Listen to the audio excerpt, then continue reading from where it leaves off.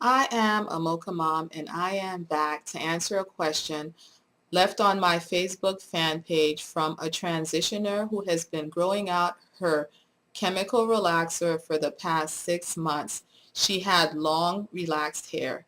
And I want to say congratulations on stepping out to try your natural texture. The transitioning process can be exciting, but frustrating and a little scary because you don't know what to expect. One thing that I want to say up front is that I did transition 3 times, but I was impatient. I couldn't wait to get to the promised land. So all 3 times I big chopped. My longest transition was 9 months, but 9 months of growing hair for me still ended up being a teeny weeny afro because I have over 70% shrinkage to my hair. And so I understand the excitement that you feel when you see the natural texture coming in, but I do know people who have taken the time to grow it out over a long period of time so that they never experience a big chop. So a big chop is not absolutely necessary. So while you don't have to do a big chop, you do have to realize that you're not going to your natural texture unless you cut away the relaxed pieces of hair. I had someone tell me that, she never had to cut off her relaxed hair, that she was able to revert back to her natural texture by soaking in vinegar. Now, I see no scientific evidence that you can do that. To my knowledge, once your hair has been chemically altered, the only way to get rid of the chemical hair is to cut it away little by little. So whether you do it all at once or whether you do it little by little, your hair does need to, the relaxed parts do need to be cut away. So if you don't want to see a difference in length, even though you will see a difference in length because of shrinkage, but as you stretch it out, if you want your hair to basically stay the same length, you would want to cut away from the ends the same amount of hair that's growing in from the roots. So say your hair grows half an inch each month, then you would cut away half an inch from the ends.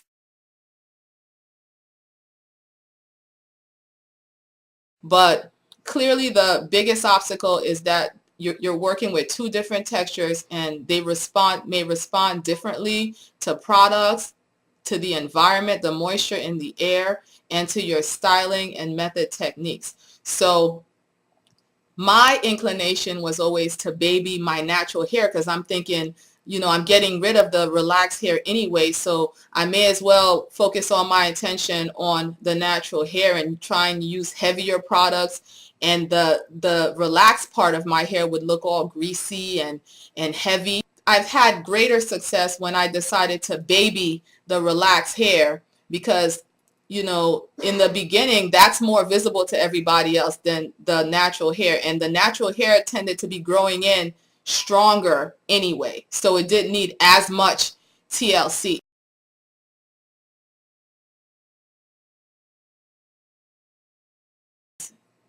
Have a low manipulation routine as much as possible. The place where the relaxed hair meets the natural hair is a place of weakness. And so if you're always constantly styling and combing and tugging and pulling, it would be easy for you to snap the hair off at that place.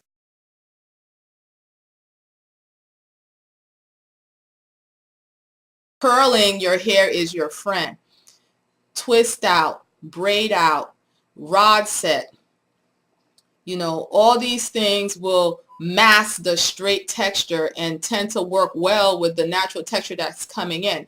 And if you pull your hair taut enough, not too tight so that it's hurting your scalp, but fairly taut, it will also tend to stretch out the natural hair that's shrinking up tight at the root, because part of not being able to get the comb through is because everything is all tight up there. I would avoid the use of heat as much as possible.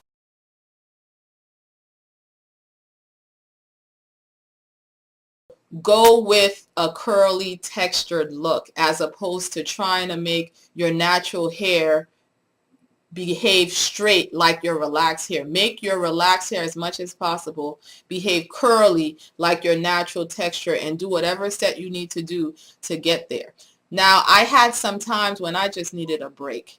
And during those times, I would do braid extensions. I noticed that you mentioned that you do a lot of weaves. If the weaves that you do are done so that it's not pulling on your hair too tight, some people have found that to be a good protective style. People wear wigs, people do head wraps, people do hats, anything to just, and coordinate those things with your outfit. It's okay to take a break from time to time.